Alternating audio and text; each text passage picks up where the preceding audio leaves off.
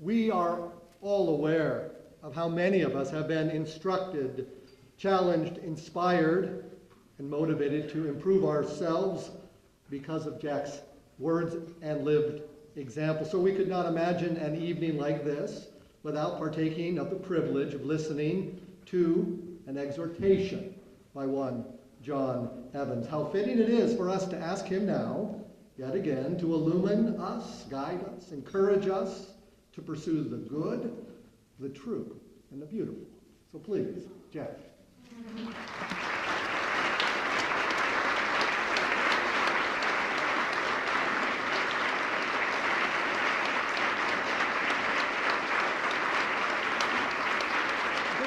Put it on here.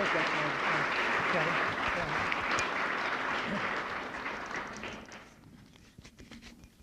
Why don't you take a deep breath and just sort of relax for a while. It's been an evening that has extended itself further than I thought it would. I'm very happy about that, by the way, because of all your kindness and the way you've returned the love that I've had for you. Can you hear me okay now? Okay. What I decided to do is to do what I would do as a teacher, as if this were a class. And that's to provide what I hope to be an interesting subject and indicate at the end what the whole point of my talking to you is. Well, first of all, I'm very happy that all of you came and very grateful for the way that I have been honored this evening. I want to thank the people who helped make this possible. You all helped make it possible, of course, through our friendship and your return to this atmosphere of friendship and hope that has been spoken about so frequently tonight. But I also want to thank the team that put together the evening. It's just everything, as far as I can see, is totally perfect. And I am perfectly and plentifully grateful to all of those who you did that. And special thanks to Rita and Sabrina Porter for making Villa Siena, this beautiful, gorgeous place, available to us. The team that I just referred to poured out a lot of time and skill to make what I consider to be a uniquely extravagant celebration possible tonight. Thank you, thank you, thank you. For all of you who honored me, I really, really am much touched. In fact, I'm really overwhelmed. Literally, I am overwhelmed by the love that you've shown me and the attribution of what so many others have worked to put together. Yes, I was a founder, but there are co-founders of Tempe Prep as well. And this is true of everything that I've been involved with required co-founders and then people to carry on the vision. I had no idea in the case of Tempe Prep that it would go in the direction and with the power and the effects that Jay was talking about. So this is really thrilling to me, to see you, to hear you talk, and to be in the presence of real visionaries as well. I'm absolutely delighted by this. I'm grateful. I'm grateful to all of you. And I'm surely grateful to the Lord, our God, who has been good to me my whole life, particularly in the area of friendship. I'm an only child. I no brothers and sisters. I'm still, in a certain sense, aware that there's an emptiness in my life for what did not happen. But it's been filled wonderfully well by friends who made plenty of things happen, who have loved me, cared for me, guided me, and worked to produce something that is really worth your time here tonight and worth your gratitude and your love that you've expressed to me over not only tonight, but the years. I'd like to speak to you tonight academically for a while about what I call hateful contraries. And if I were to provide a title for this talk, which I will now do, I would call it Hateful Contraries and Amazing Grace. So here we go. In the theme of A Man for All Seasons, I'd like just to add a little bit of what has been so thoroughly, I thought, what has been so effectively described tonight, as you think about Thomas More and the origin of the term "a man for all seasons." As I'm sure you inferred, this description of Thomas More does not refer to his delight in the changing seasons of the year.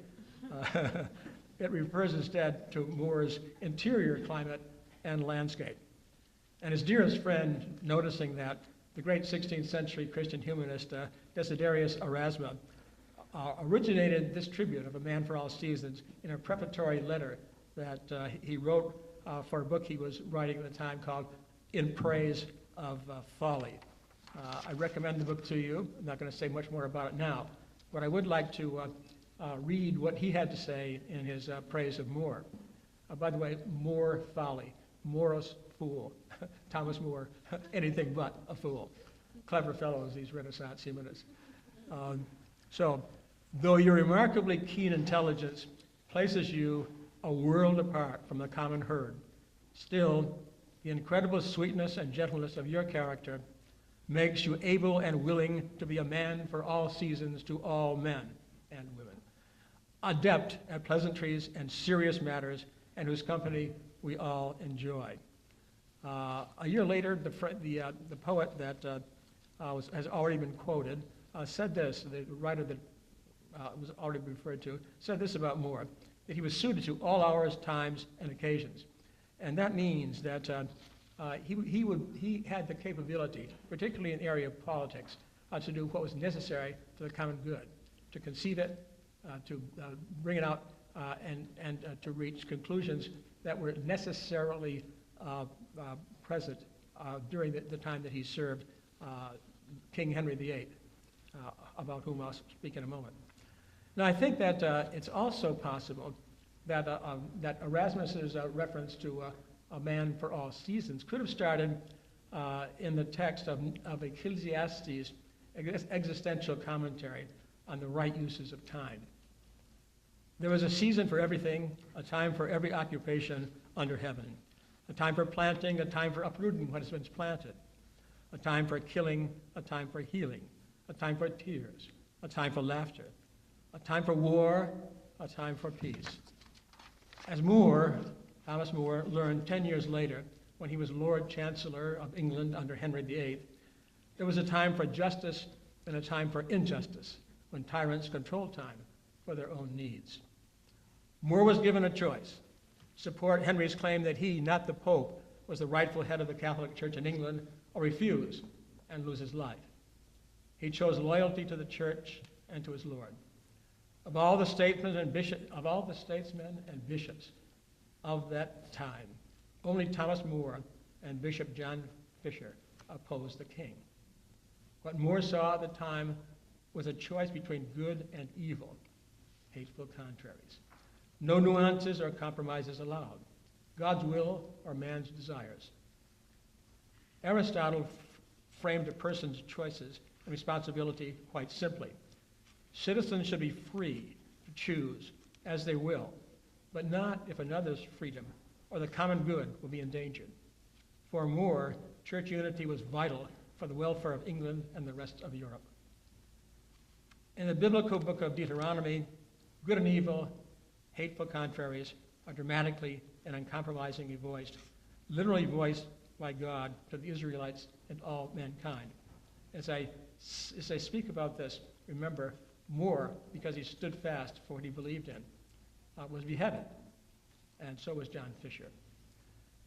If you follow my decrees and are careful to obey my commands, I will send you rain in its season, and the ground will yield its crops.